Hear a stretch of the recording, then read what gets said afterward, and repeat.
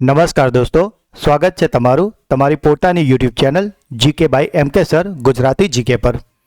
આજે આપણે આ વિડીયોમાં 12 ડિસેમ્બર 2025ના 15 મોસ્ટ આઈએમપી ટોપિકને ડિટેલમાં કવર કરીશું, એ પણ થોડી જ મિનિટોમાં। તો પૂરો વિડીયો બહુ જ ધ્યાનથી જોજો। અને મિત્રો, જો તમે આ ચેનલને રેગ્યુલર ડેલી ફોલો કરો છો તો તમે કોઈ પણ સ્પર્ધાત્મક પરીક્ષાની તૈયારી કરી રહ્યા છો, જેવી કે પોલીસ, તલાટી, clerk, banking, STI, DYSO, TET, TAT અને આના જેવી કોઈ પણ જીપીએસસીના ગૌણ સેવાની તમામ સ્પર્ધાત્મક પરીક્ષામાં આ ચેનલ તમને ખૂબ જ ઉપયોગી થશે। મિત્રો, જો તમે આ ચેનલના વિડીયોને દરરોજ જોશો તો તમારે બીજું કંઈ જ જોવાની જરૂર નહીં પડે, કોઈ મેગઝીન પણ વાંચવાની જરૂર નથી અને તમે પરીક્ષામાં 100% સફળ થશો જ। તો જો હજુ સુધી ચેનલને સબસ્ક્રાઈબ ના કરી હોય તો પ્લીઝ જલ્દીથી કરી લો। તો ચલો સ્ટાર્ટ કરીએ છીએ આજનો વિડીયો। સૌથી પહેલાં રોજની જેમ ગઈકાલના 15 પ્રશ્નોનું ફટાફટથી એક ફ્લેશ રિવિઝન કરી લઈએ। ગઈકાલનો પહેલો પ્રશ્ન હતો, દર વર્ષે માનવ અધિકાર દિવસ ક્યારે મનાવવામાં આવે છે, એટલે કે ઉજવવામાં આવે છે? તો મિત્રો, આજે માનવ અધિકાર દિવસ છે, તે ઉજવાય છે 10 ડિસેમ્બરના રોજ।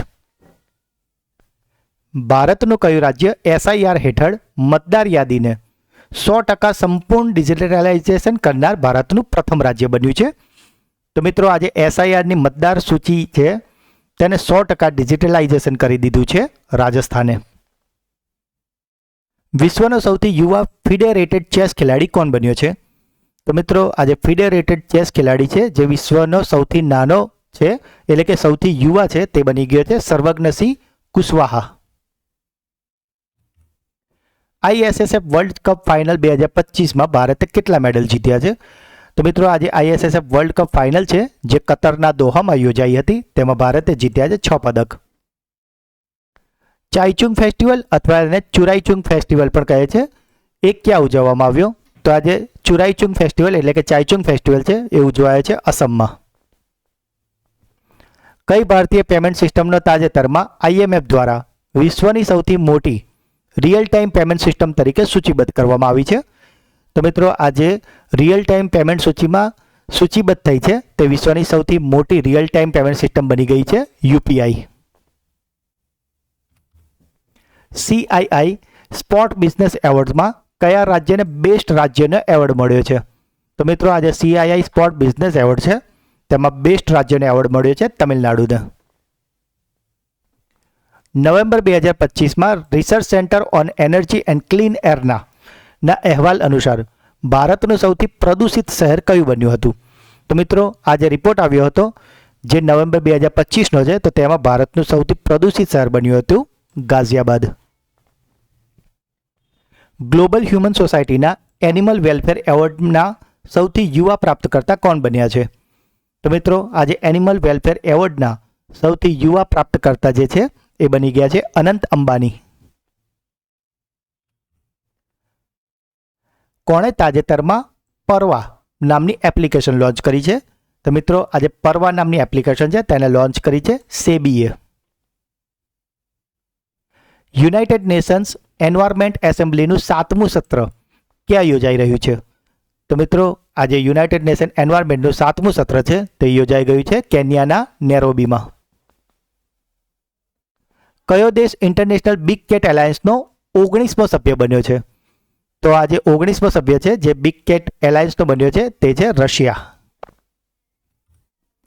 ટાટા ઇલેક્ટ્રોનિક્સે ભારતમાં ચિપ્સ બનાવવાની કઈ કંપની સાથે MOU પર હસ્તાક્ષર કર્યા છે? તો મિત્રો, આજે ચિપ્સ બનાવવા માટે MOU હસ્તાક્ષર થયા છે તે થયા છે ટાટા ઇલેક્ટ્રોનિક્સ અને ઇન્ટેલ વચ્ચે। પેટા ઇન્ડિયાના 2025 માટે person of the year award તરીકે કોની પસંદગી કરવામાં આવી છે? તો આજે પેટા ઇન્ડિયા છે એના પર્સન ઓફ ધ યર 2025 બની ગયા છે બોલિવૂડની અભિનેત્રી રવીના ટંડન। અને ગઈકાલનો છેલ્લો પ્રશ્ન હતો, અંડર 13 ફૂટબોલ પ્રતિભાઓ માટે પ્રોજેક્ટ મહાદેવ કોણે શરૂ કર્યો છે? તો મિત્રો, આજે પ્રોજેક્ટ મહાદેવ છે જે અંડર 13 ફૂટબોલ પ્રતિભાઓને પ્રશિક્ષિત કરવા માટે શરૂ કરવામાં આવ્યો છે અને તે છે મહારાષ્ટ્રનો। તો મિત્રો, આ હતા ગઈકાલના 15 પ્રશ્નો। ગઈકાલના વિડીયોમાં આપણે આને ખૂબ જ ડિટેલમાં અને ખૂબ જ સારી રીતે કવર કર્યા છે। તો જો તમે તે વિડીયો ના જોયો હોય તો તેની લિંક ડિસ્ક્રિપ્શનમાં છે, પ્લીઝ એને જરૂરથી જોઈ લેજો। તો ચલો શરૂ કરીએ છીએ આજના પ્રશ્નો। કયા ભારતીય તહેવારને તાજેતરમાં સત્તાવાર રીતે યુનેસ્કોની માનવતાના અમૂર્ત સાંસ્કૃતિક વારસાની પ્રતિનિધિ સૂચિમાં સામેલ કરવામાં આવ્યો છે? તો મિત્રો આજે માનવતાની અમૂર્ત સાંસ્કૃતિક વારસાની પ્રતિનિધિ સૂચિમાં સામેલ થઈ ગયું છે ભારતનો તહેવાર, એ છે દિવાળી. ટાઈમ મેગઝીન દ્વારા વર્ષ 2025 માટે એથ્લેટ ઓફ ધ યર તરીકે કોની પસંદગી કરવામાં આવી છે? તો મિત્રો આજે એથ્લેટ ઓફ ધ યર છે જે ટાઈમ મેગઝીને બહાર પાડ્યા છે તે બની ગયા છે એજા વિલ્સન. જો એજા વિલ્સનની વાત કરીએ તો તેઓ યુનાઇટેડ સ્ટેટ્સના બાસ્કેટબોલ ખેલાડી છે અને 2025માં તેમણે WNBA championship, league MVP, final MVP અને ડિફેન્સિવ પ્લેયર ઓફ ધ યરનો ટાઇટલ પણ જીત્યો છે. ફોર્બ્સ 30 અંડર 13 સૂચિમાં સ્થાન મેળવનાર ભારતીય મૂળના સૌથી નાની વ્યક્તિ કોણ બની ગયા છે? તો મિત્રો આજે ફોર્બ 13ની યાદી બહાર પડી છે, તેમાં સ્થાન મેળવનાર ભારતીય મૂળના સૌથી નાના વ્યક્તિ છે આર્કિન ગુપ્તા.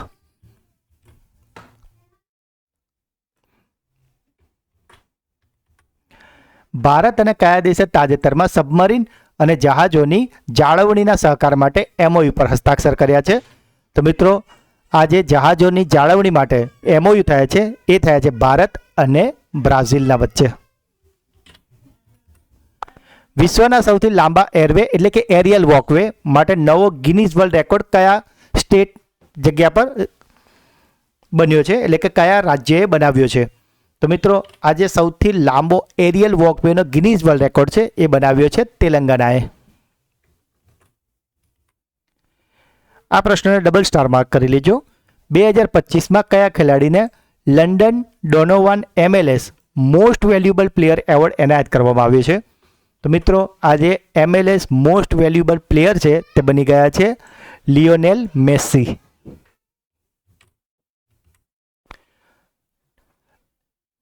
કયા દેશના નાયબ વડાપ્રધાન અને વિદેશ બાબતો અને આંતરરાષ્ટ્રીય સહકાર પ્રધાન જેમનું નામ છે એન્ટોનિયો તાજાની ભારતની મુલાકાતે આવ્યા છે? તો મિત્રો આજે એન્ટોનિયો તાજાની છે જે તાજેતરમાં ભારતની આધિકારિક યાત્રા પર છે અને તેઓ છે ઇટલીના. T20 ઇન્ટરનેશનલમાં 100 વિકેટ લેનાર બીજો ભારતીય પુરુષ ખેલાડી કોણ બન્યો છે? તો મિત્રો અહીં વાત થઈ છે T20 ઇન્ટરનેશનલમાં 100 વિકેટ લેનારની, અને આમાં બીજા ભારતીય પુરુષ ખેલાડી બની ગયા છે જસપ્રીત બુમરાહ.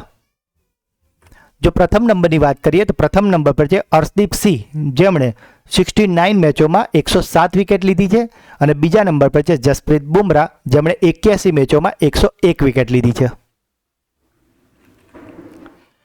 ભારતની પ્રથમ 24/7 ઓપન નેટવર્ક કોર્ટ કયા સ્થળે ખુલી છે? તો મિત્રો આ જે કોર્ટ છે જે અઠવાડિયાના 24 કલાક ખુલ્લી રહેશે, અને આવી 24/7 ઓપન નેટવર્ક કોર્ટ ખુલી છે કોલ્લમ, કેરળમાં. કયા શહેરે ગ્લોબલ AI શો 2025નું આયોજન કર્યું છે? તો મિત્રો આજે AI શો 2025 છે જે ગ્લોબલ લેવલ પર થયો છે અને તેનું આયોજન થયું છે અબુધાબીમાં. અબુધાબીમાં 8 અને 9 ડિસેમ્બર 2025માં આનું આયોજન થયું હતું, અને આજે વખતની થીમ હતી AI 2031 બુદ્ધિશાળી ભવિષ્યને વેગ આપવો. ટાઈમ મેગઝીન દ્વારા 2025ના CEO ઓફ ધ યર તરીકે કોને એવોર્ડ આપવામાં આવ્યો છે? તો મિત્રો આજે CEO ઓફ ધ યરનો એવોર્ડ છે જે ટાઈમ મેગઝીન દ્વારા અપાયો છે, તે અપાયો છે યુટ્યુબના CEO જેમનું નામ છે નીલ મોહન. AI કુશળતા અને રોજગાર ક્ષમતાને પ્રોત્સાહન આપવા માટે ભારતે કઈ તકનીકી કંપની સાથે MOU પર હસ્તાક્ષર કર્યા છે? તો મિત્રો આજે AI કુશળતા અને રોજગાર ક્ષમતા માટે ભારતે MOU સાઇન કર્યા છે, એ છે માઇક્રોસોફ્ટ સાથે. ભારત વિન પોર્ટલ કોણે લોન્ચ કર્યું છે? તો મિત્રો આજે ભારત વિન પોર્ટલ છે તેને લોન્ચ કરવામાં આવ્યું છે CR પાટીલ દ્વારા. કયા દેશે તાજેતરમાં FIH junior hockey world cup 2025નું ટાઇટલ જીત્યું છે? તો દોસ્તો આજે FIH junior hockey world cup 2025 થયું હતું, તેને જીતી લીધું છે જર્મનીએ. અને આજનો છેલ્લો સવાલ છે, અદાણી ગ્રુપ તેલંગાના રાજ્યમાં 48 મેગાવોટની ક્ષમતા સાથે અત્યાધુનિક AI ગ્રીન ડેટા સેન્ટર ક્યાં સ્થાપી રહ્યું છે?